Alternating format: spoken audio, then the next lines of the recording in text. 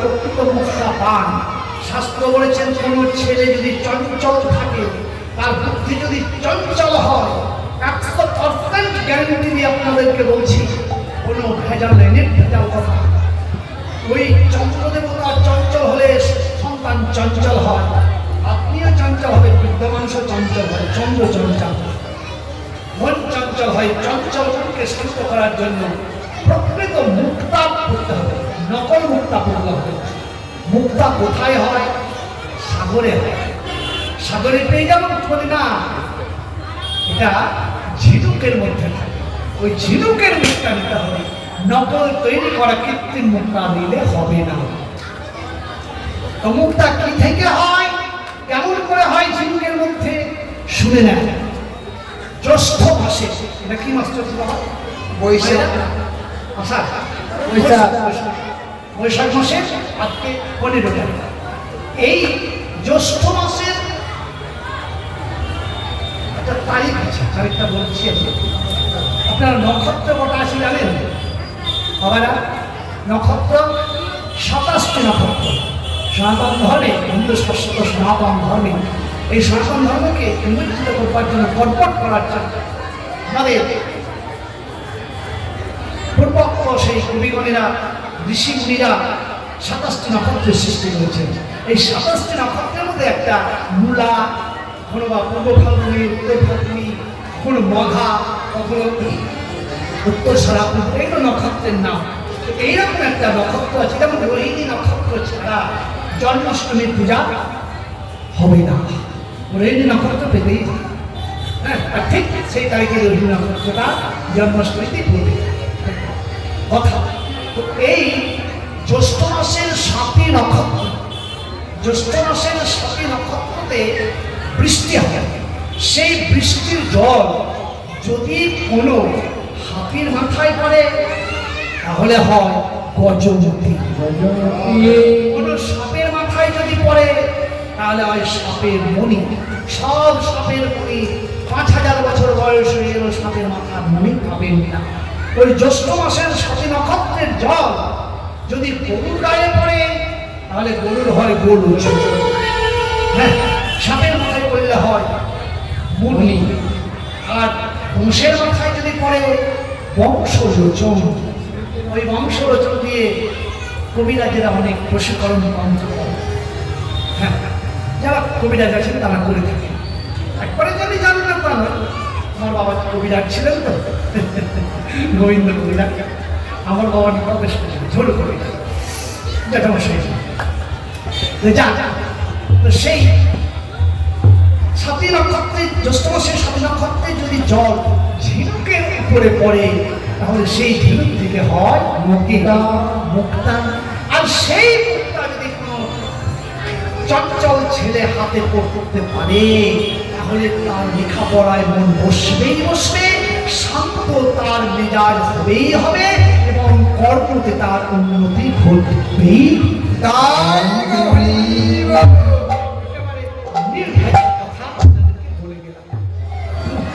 নির্ভেজাল কথা বলে। তো সেই মুক্তার মালাতে দেখলাম নেই কোনো রাম সীতার মুখ, নেই মনের বানর। তোমার দেহের মধ্যেও তো দেখছি না রাম সীতার মুখ, তাহলে দেহটাকে রেখেছো কেন?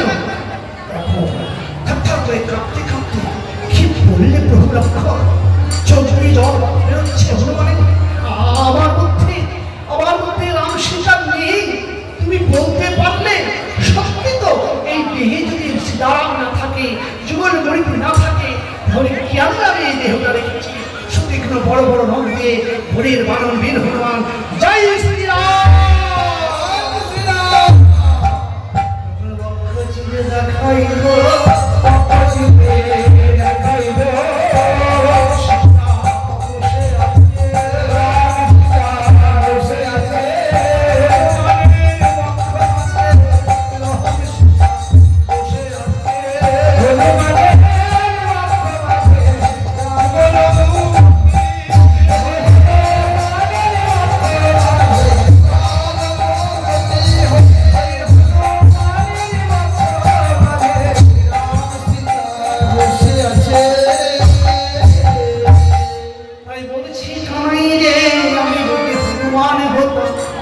বুক চিনে দেখাতাম যে তোর জন্য আমার হৃদয়ে কি ভালোবাসা লুকিয়ে আছে। মোর কত যিনি আজ বলে বড় কাঁদি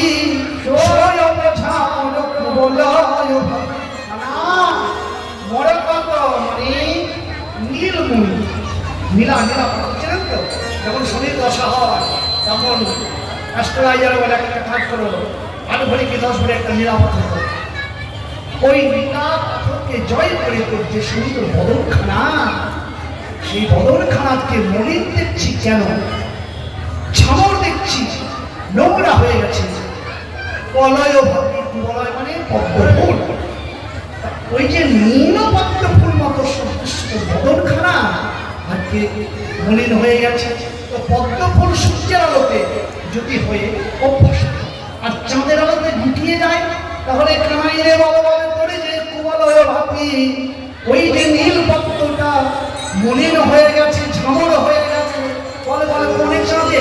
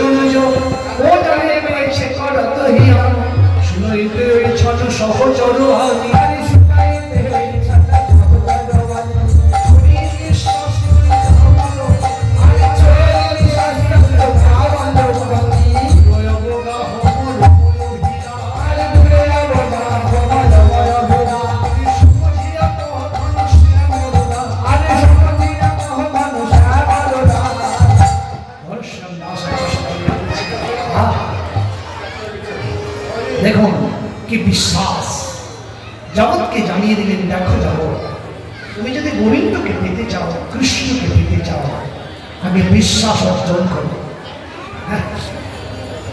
দুটি তত্ত্ব জগৎকে জানিয়ে দিলেন যে নাম, গোবিন্দের নাম আর স্নান, নাম আর স্নান, এই দুটো যদি তুমি করতে পারো তাহলে তোমার ভজন হয়ে যাবে। নামের মধ্যে যে নামই আছে এটা তোমার বিশ্বাস থাকা যায়। বিশ্বাস যতক্ষণ তোমার পর্যন্ত না জানবে, যুগ যুগান্তর ধরে তুমি যদি ভজন করে যাও তাহলে তুমি কৃষ্ণকে পাবে না। কৃষ্ণ কার? ভগবান কার? বিশ্বাস যার, বিশ্বাস নাই ভগবান নাই। গুরুদেব এসেছে, দেখুন বিশ্বাস কি জিনিস। আপনি যদি ভিতরে বিশ্বাস না যায়, মনে আপনার পাথরের থাকবে, পাথরে মাটির থাক, কাঠের থাক, কিন্তু যদি বিশ্বাস জাগে যে না ওর মধ্যে গোবিন্দের গান আছে, ঠিক আপনাকে গোবিন্দের গান।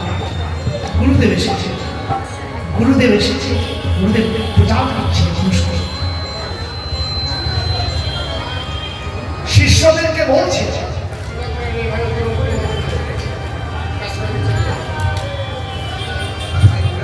গুরুদেব বলছে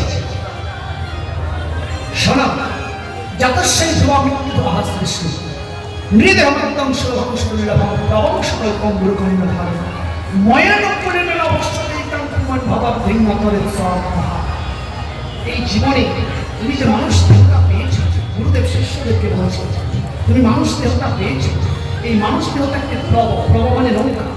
এই নৌকা তৈরি হয়েছে, মানব নৌকাটা জন্য তৈরি হয়েছে কেন? অবসমুদ্র অতিক্রম করার জন্য। এটা একটা দেহ তরণী, আর এই তরণীতে যদি মাঝি না থাকে তাহলে এপার ওপার করা হবে না, নৌকা দেখা। তাই দেহ নৌকা তুমি আগে পরম দয়াল শ্রী গুরুদেবকে মাঝি রূপে বসা।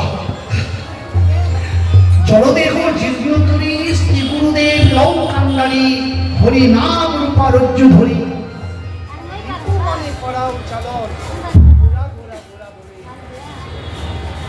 ডাকলে আমার মন। তাহলে এই দেহ নৌকাটা তুমি যদি চালন করতে পারো তাহলে জলদেহ জীবন্তরী শ্রী গুরুদেবকে আগে বসাও, তাহলে নৌকাটা চলবে। নাম রূপারজ্য ধরি রিপু মনে করা উচিত। তাহলে কি হলো? এই সুন্দর দেহটাকে নিয়ে যদি পরম দয়াল শ্রী গুরুদেবকে না বসাও, শাস্ত্র কি বললো জানো? এখন পর্যন্ত যারা দীক্ষা নামলে, যে মহিলাকে দীক্ষা নিয়েছিল হাত তোলেন, দীক্ষা নিয়েছেন কে কে? হাত নামিয়ে দেন। কে কে দীক্ষা নামনি? নানা এখান থেকে দীক্ষা দিয়ে দেবে, চিন্তা কেজি চাইবেন, 2 কেজি চাইবেন দিয়ে দেবে বিনা পয়সা। হাত তোলেন দেখে কার কার দীক্ষা হয়নি? হয়নি কার কার দীক্ষা হয়নি? কার কার হাত তোলেন? সবার হয়েছে তো?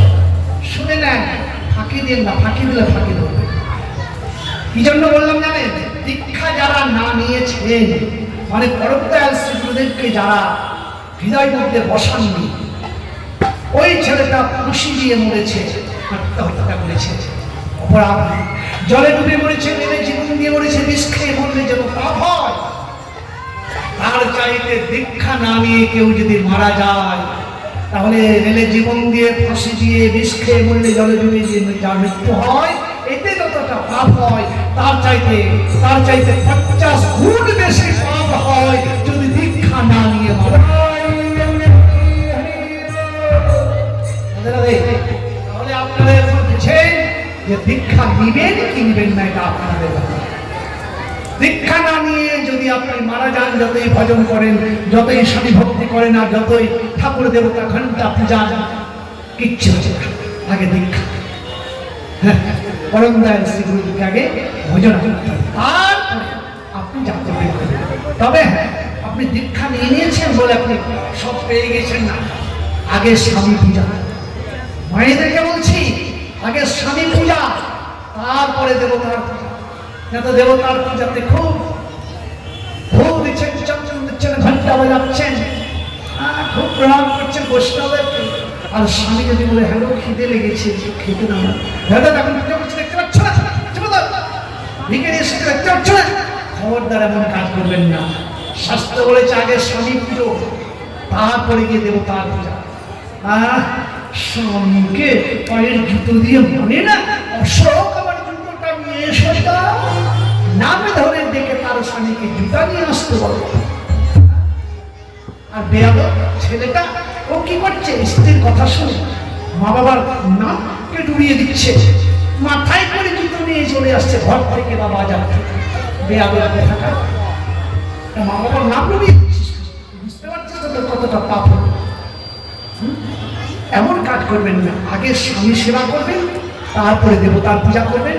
দেখবেন মা লক্ষ্মীকে আপনাকে রাখতে হবে না। দেখেছেন মা লক্ষ্মীকে? দেখেছেন সাপের উপরে ঘুমিয়ে আছে নারায়ণ, মা লক্ষ্মী কি করছে? রাত্রে বাপের বাড়ি চলে গেছে নাকি? কি করছে বলেন? লজ্জা করছেন কেন? মা বললো তো পদসেবা করছে, পদসেবা করছে, জগৎকে দেখিয়ে দিচ্ছে দেখো জগৎ। আগে স্বামীর সেবা করো। স্বামী যদি সন্তুষ্ট থাকে, স্বামীকে যদি সেবা করতে পারো, স্বামীর চরণে যদি সেবা করতে পারো, কোন গ্রহ, বুধ, বৃহস্পতি, শনি, কোন গ্রহ তোমাকে আকর্ষণ করতে পারবে না। সমস্ত গ্রহ তুচ্ছ হয়ে গিয়ে শুদ্ধ কৃষ্ণ প্রেম ভক্তি হৃদয় হয়ে গিয়ে মা লক্ষ্মী, মা দুর্গা তোমার ঘরে বিরাজ করবে। ছেলেদের জন্য মাতৃ সেবা, যুগের জন্য স্বামী সেবা। তোমার দেবতার পূজা না চাপে আগে স্বামী সেবা করো। স্বামী সেবা করে সময় পেলে দেবতার সেবা করবে। দেবতাকে তুমি ভুলচন্দ্র দিচ্ছ, রোমাঞ্চন নাকি রোমাঞ্চন। রাবণ কত অত্যাচারী ছিলেন, রাবণ কত অত্যাচারী ছিলেন। বড় স্ত্রীকে নিয়ে এসে তার স্ত্রীর সামনে জঘন্যতম কাজ করেছে, কিন্তু মন্দোদরী বলেছেন ঠিক আছে, কোনো যন্ত্রণা উপভোগ করেননি, কোনো বাধা দেননি। হিরণ্যকশিপু তার স্ত্রী কয়াধূ অত্যাচার করলেন, কত পরিস্থিতি নিয়ে এসে অত্যাচার করলেন, একদিনের জন্য বাধা দেননি, যার জন্যই তারা হয়েছিলেন সতী। সতী হওয়া সোজা নয়। স্বামীর যে কোনো কাজকে বাধা দেওয়া চলবে না। তবে এরা অত্যাচার করেন স্ত্রী, যদি এখন অত্যাচারী স্বামী হয়ে যায়, মদ খেয়ে এসে অত্যাচার করছে, তাহলে তার জন্য কি ব্যবস্থা নিতে হবে। এরা অত্যাচারী ছিলেন, কিন্তু স্ত্রীর প্রতি এরা কোনো হাত করেননি, স্ত্রীর প্রতি এরা কোনোদিন অন্যায় অত্যাচার করেননি। স্ত্রীকে দেবীর মতো দেখেছেন আর স্বামীকে দেবতার মতো দেখেছেন। আগে স্বামী সেবা, তারপরে গিয়ে অন্য দেবের সেবা। এই কথাটা ভালো করে জেনে নেন, মায়েদের কাছে অনুরোধ করে বলছি। তবে এই শিক্ষাগুলো দিচ্ছে গুরুদেবের কাছে, গুরুদেব দিচ্ছেন শিষ্যদের কাছে। একটা শিষ্য এসে বলছেন, একটা ছেলে এসে বলছে, গুরুদেব তুই গেলে বাড়ির চাকর না, সবাই যাবো এই সবাই যাবো, আমাদের গুরুদেবকে ছুঁয়ে নিস না। গুরুদেব আপনি বললেন তো দীক্ষা না নিতে গেলে জীবন বেকার, তাই বলছি গুরুদেব তোমাকে দীক্ষা দেন না।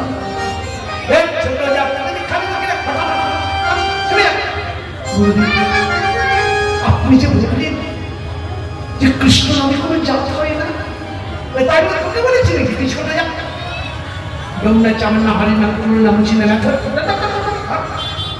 আমি এই বাড়িতে কাজ করি, নোংরা কাজগুলো করে, হ্যাঁ ওই জন্যই বলছি গুরুদেব দীক্ষাটা দেন না, একটু দেন দীক্ষা। মন বড় পাগল হয়ে গেছে, দীক্ষা নেই, দীক্ষা নেই, ওই ঘরগুলো করে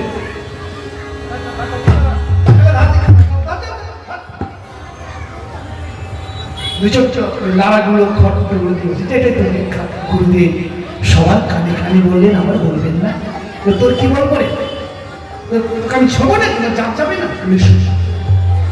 ওই যে ঘর নিলাম দিলাম কিনা, ওটা বলে আয় বলে ভাস্কা, আয় বলে ভাস্কা, এটাই তো দীক্ষা হয়ে গেছে। বিশ্বাস দেখুন কৃষ্ণ কার বিশ্বাস, ওইটাকে নিয়ে এসে জপ করছে, আয় বলে ভাস্কা 108 বার আছে। কোথা থেকে নাম জপে? দীক্ষা নিয়েছেন তো। কালীর মন্ত্র নেন, শিবের মন্ত্র নেন, গণেশের মন্ত্র নেন, আর কৃষ্ণ মন্ত্র নেন, আর মনসার মন্ত্র নেন।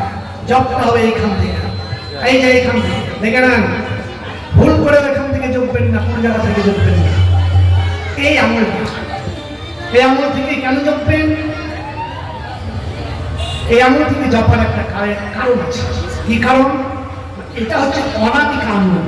অকারে বিষ্ণু যজতি, যত দেবদেবী বা বিষ্ণু ভজনা করতে গেলে এই আঙুলের মধ্য পর্ব থেকে যদি ধরা যায়, ঠিক ঠিক বিশ্বাস নিয়ে যদি আপনি জপ করেন, এই কোনো জন্মে আপনাকে কৃষ্ণকে পেতে যেতে হবে না, এই জন্মেই আপনি গোবিন্দকে পাবেন পাবেন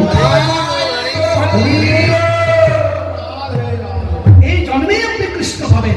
অকারে কৃষ্ণ জগতি, এটা অনামিকা অকারে। তাই জপছি আই গরু ভাস্কা, আই গরু ভাস্কা, আই গরু ভাস্কা।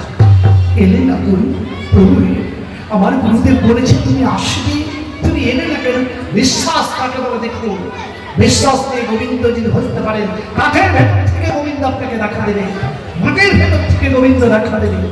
1 মাস 2 মাস 3 মাস যখন ঘর নইলে খাচ্ছে, খাওয়া দাওয়া বন্ধ করে দিয়েছে, স্নান সব পাওয়া যায়, একটাই ধ্যান গুরুদেব বলেছেন আমাকে, আমার গরু আসে, আই গরু ভাস্কা, আই গরু ভাস্কা, আই গরু ভাস্কা, আই গরু ভাস্কা, আই গরু ভাস্কা। একদিন একটা গরু এসে হাতটা পড়া তেল চুকচুকে গত দিয়ে একটা গরু এসে বলছে, নিয়ে রাখা এই তো আমি এসেছি বাবা। প্রভু গরু আপনি কথা বলছেন, সে কি? সে কি রে, আমি কি ওই তোদের ঢইয়ের গরু নাকি? আমি যে গুরুদেবের দেওয়া গরু রে। কাঁদতে পারি? প্রভু এমনি করে কাঁদাবে কেন? মানে কাঁদাটা দেখতে আমাকে ভালো লাগিয়ে দিয়ে তাই তুই কেঁদেছিস, আমি চোখটা মুছিয়ে দিচ্ছি আর কাঁদবি না কেন? প্রভু তোমার নাম বলবি যে কাঁদতে ইচ্ছে জাগে, কেঁদে যে বড় সুখ পায়। সারাক্ষণ ঠাক করে কাঁদিস না, আমাকে খেতে দে খেতে দে। প্রভু ওই তো গুরুদেব দিয়েছি, আমিও নিয়ে এসেছি আপনার জন্য। গুরুদেবের দেওয়াগুলো প্রতিদিন একটা করে দিবি আর বেশি করে ঘাস নিয়ে আসবেন, কিন্তু খাবো। হ্যাঁ, প্রতিদিন ঘাস নিয়ে আসে আর অমনি করে গরু আসে আর খেয়ে যায়। বছর ঘুরতে না ঘুরতে গুরুদেব এসেছিলেন গ্রামে। খবর পেয়ে আনন্দ উচ্ছ্বাসিত হয়ে প্রভু আমার গুরুদেব এসেছে, আজকে তুমি একা একাই খাও, আমি কিন্তু ছুটলাম। গুরুদেব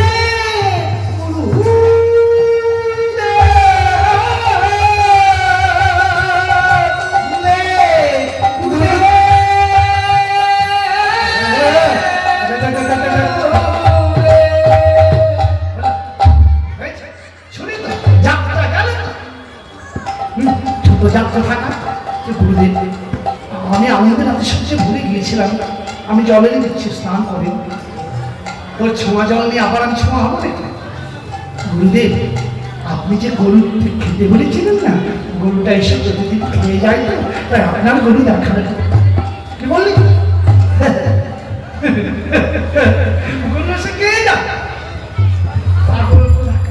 আর বলি না গুরুদেব শিষ্যরা বলছে ওই পাগলা হয়ে গেছে, খাওয়া নাই দাওয়া নাই, ঘাস টাস নিয়ে এসে দেয়, পাড়ার গরুরা হয়তো খেয়ে চলে যাবে। বলে না গুরুদেব আপনিও শেষ পর্যন্ত অবিশ্বাস করছেন আমাকে, আপনি চোখ দেখাতে পারবেন? গুরুদেবের মনে একটু বিশ্বাস দিচ্ছে, বলে হতে পারে, দেখি না কেন। তাই গুরুদেব এসেছেন শিষ্যের সঙ্গে। রাখাল বলছে আই গরু ঘাস খাই, গরু ঘাস খাই, গরু ঘাস খাই। শুধু গুরুদেব একাই আসে না, সমস্ত শিষ্যবর্গ এসেছে, ঘন ঘন ঘন ঘন ঘন ঘন করছে। রাখালের বিশ্বাস গুরু আজকে আসবে, আমার গুরুদেবকে দেখা দিলে আই গরু ঘাস খাই, গরু ঘাস খাই। দীর্ঘক্ষণ যখন চোখের জল ভেসে যাচ্ছে, রাখালের আর খাওয়া দেখতে পাচ্ছে না। গরুটা এসে বলছে রাখা আজ এত ভিড় কেন? এগুলি তো কে? বলে আমাদের গুরু ভাই, এই তো গুরুদেব, গুরুদেবের জন্যই তো আপনাকে ডাকলাম।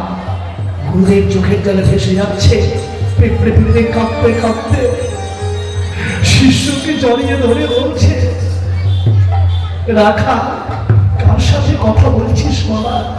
আমি কি অন্ধ হয়ে গেলাম? দেখতে পাচ্ছি না বাবা, তুই কার সাথে কথা বলছিস? সে কি হে প্রভু, আমার গুরুদেব দেখতে পাচ্ছে না, এমন গরুর আমার প্রয়োজন নেই, তুমি চলে যাও তো, আমার গুরুদেবই দেখতে পাই না। তুমি কেমন জাদু করেছো নাকি? আরে যার ভেতরে অবিশ্বাসের লিপিত হয়ে আছে, অবিশ্বাসের পর্দা যার চোখে আছে, সে তো আমাকে দেখতে পাবে না বাবা। রাখাল রে, তোর যে অনুরাগ, তোর যে বিশ্বাস, ওই বিশ্বাসকে বিশ্বাসের চোখে তো আমি ধরা দিতে পারি না। তুই যে বিশ্বাস করে আমাকে দেখেছিস, তাই আমি ওই মাটির প্রতিমা ভঙ্গ করে দিয়ে তোর কাছে আমি গরুর পিছুতে এসেছি। তোর গুরুদেব দেখতে পাবে না। অহংকারের পর্দায় আর অবিশ্বাসের পর্দাতে তোর গুরুদেবের চোখ বন্ধ হয়ে আছে। তাহলে কি করবো গুরুদেব? এক কাজ কর, তোর গুরুদেবের চোখে হাতটা বুলিয়ে দে।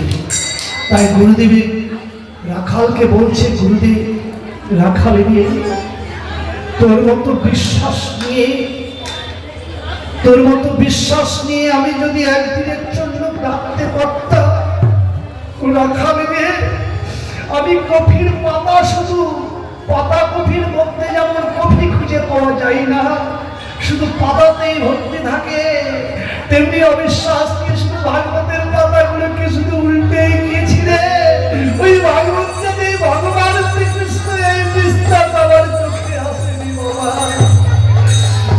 গুরুদেব আপনি কাঁদছেন কেন? যেই চোখে হাত বুলিয়ে দিয়েছে, দেখতে পাচ্ছে রাধা গোবিন্দ দাঁড়াইয়ে, রাধা গোবিন্দ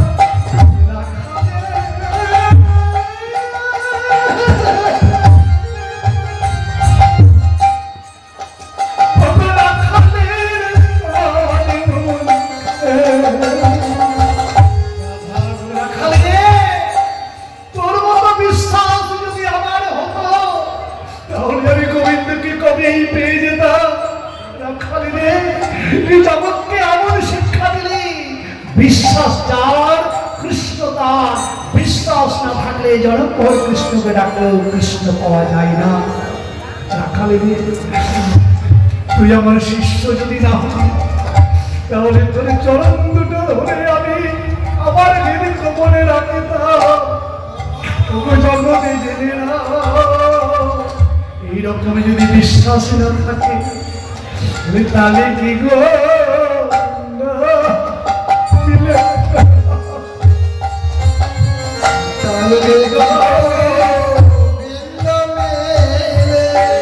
বিশ্বাসে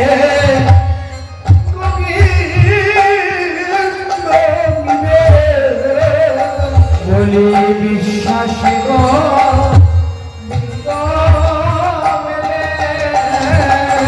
অবিশ্বাসে মেলে না। আমি তোকে তার ছিল করে দীক্ষা দিয়েছিলাম, আরে বাবা আজ তোকে শিক্ষা দেবো। এই দীক্ষা দিয়ে জগতে জীবিকে আমি শিক্ষা দেবো। ওগো জগৎ, রাখালের মতো বিশ্বাস নিয়ে গুরুচরণ আশ্রয় করে তোমরা কৃষ্ণ ভজন করো। এই তুই যখন বলছিস ভাই, আমি বিশ্বাস নিয়ে বলছি ও কি